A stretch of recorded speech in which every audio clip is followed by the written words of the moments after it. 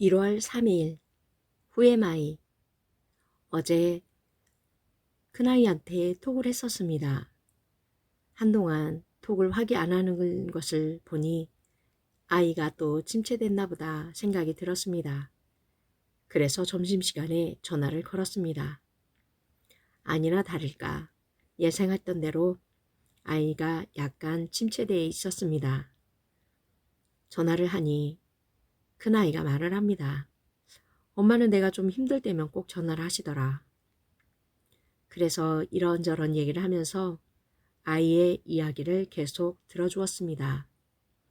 우리 큰아들 같은 경우는 부모로 인한 상처가 너무 많아서 신앙으로 그거를 이겨내고 있는 과정에 있지만 특별히 아빠와의 관계 때문에 많이 힘들어하고 있는 상황에 있습니다. 억지로 그것을 건너뛰려고 애를 써보지만 결국 어느 지점에 가다 보면 다시 무너지고 맙니다.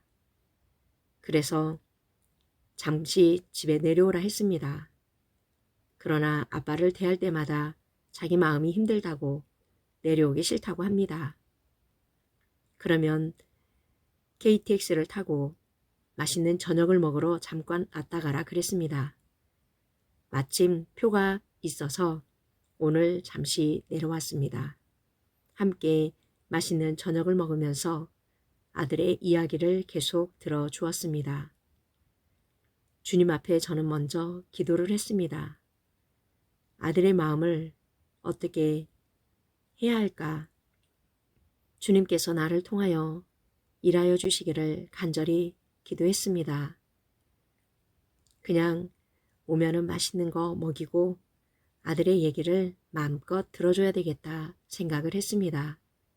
그 전에 어제 통화를 하면서 정말 네가 살고 싶으면 네가 그 침체기에서 벗어나길 원한다면 성경을 큰 소리로 통독하라고 얘기를 해줬습니다.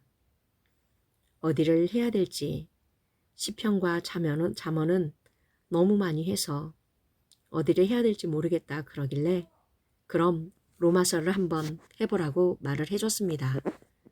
그런데 오늘 만났을 때 얘기를 합니다. 엄마 말대로 마음을 잡고 로마서를 통독하는데 기분이 갑자기 달라졌다고. 그리고 이런저런 마음속의 얘기를 꺼내놓습니다. 주님 주시는 마음으로 아들에게 얘기를 해줬습니다.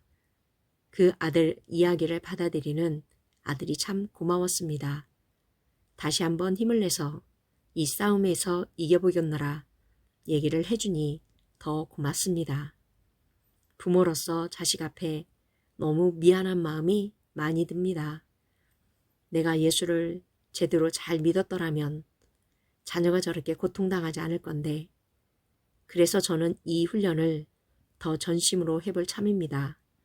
내가 이 쇠사슬을 끊어내지 아니하면 이게 그대로 자녀에게 또 그 자녀에게로 흘러들어갈 것이기 때문입니다.